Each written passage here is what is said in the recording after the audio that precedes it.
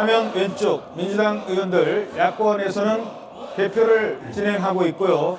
그 본회의장 밖에서는 권성동 원내대표를 중심으로 오늘 탄핵 소추안 표결이 원천 무효다, 불성립됐다, 투표 자체가 성립되지 못하는 것이다, 의결 정족수를 채우지 못했기 때문에 라는 주장을 하는 것 같습니다.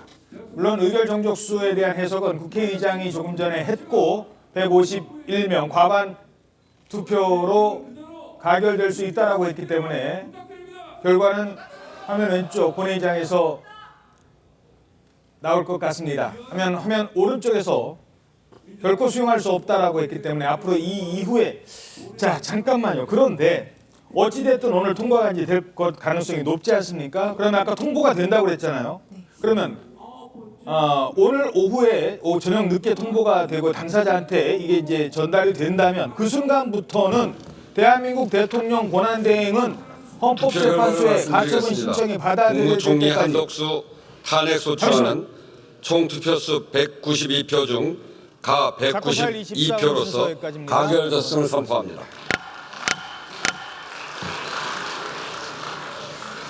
가결됐습니다. 한덕수 대통령 권한대행은 탄핵 소추가 됐습니다. 직무는 정지가 됩니다. 잠시 후에 이 사안이 한덕수 총리에게 전달이 되면 그 다음부터 대한민국 대통령 권한대행은 누가 언제까지 맡게 되는 겁니까? 네. 일단 지금 뭐 헌재법과 헌법에 따라서 소추의결서 정본이 당사자에게 전달이 되고 또 이제 헌재에도 가게 됩니다. 그리고 당사자에게 전달되는 순간부터 이제 직무가 정지가 되기 때문에 또 헌법에 따라서 차순위인 최상목 경제부총리가 그야말로 대행의 대행으로 들어가는 정말 헌법에서 정말 상상하지도 못했던 그런 절차에 지금 돌입을 하게 됩니다. 최상목 대통령 권한대행 겸 경제부총리 겸 기획재정부 장관.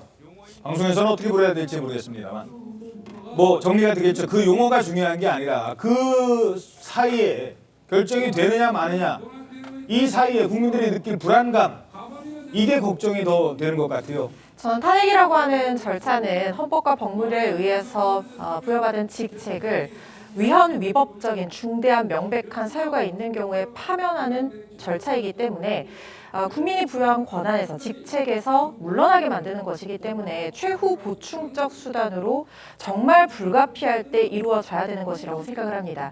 그런 취지에서 연장해서 생각을 하자면 한덕수 총리는 권한대행입니까? 아니면 국무총리입니까?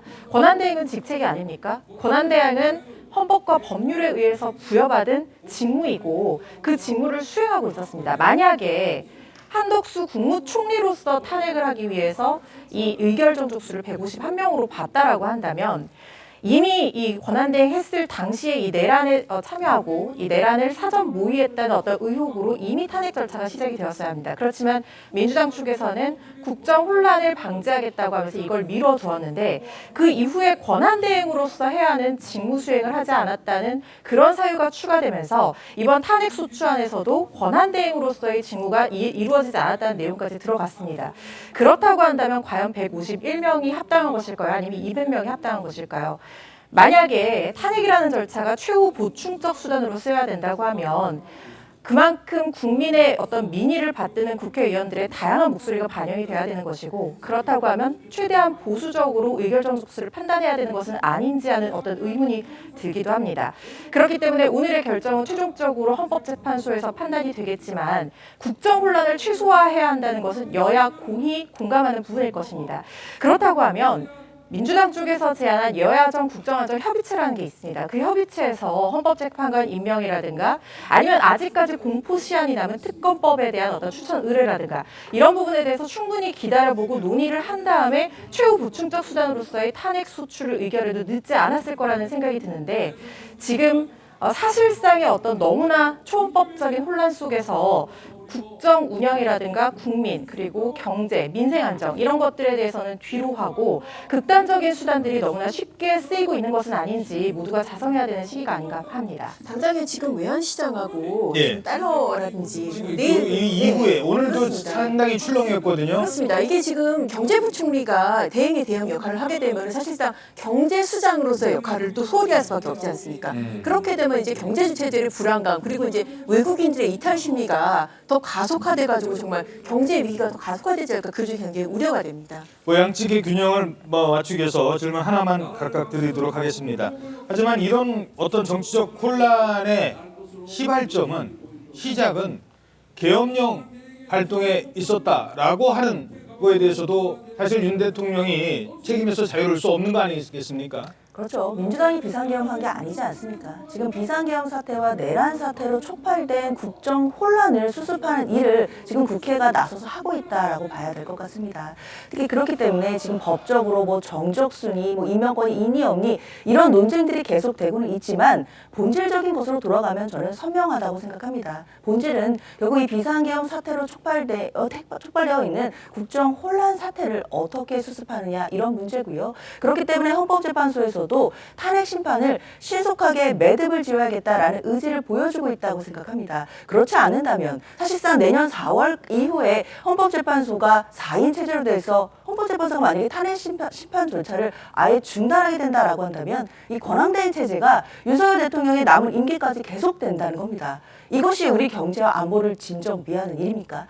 그런 부분들을 생각한다면 국회 차원에서 사실상 헌법재판관 임명을 서두를 수밖에 없는 부분들이 있고 이렇게 해서 다시 9명의 체제로 만들어 놔야만 지금 관련된 여러 가지 논쟁에 대해서도 헌법재판소에서 충분하게 검토하고 결론을 내릴 수 있을 거라고 생각합니다.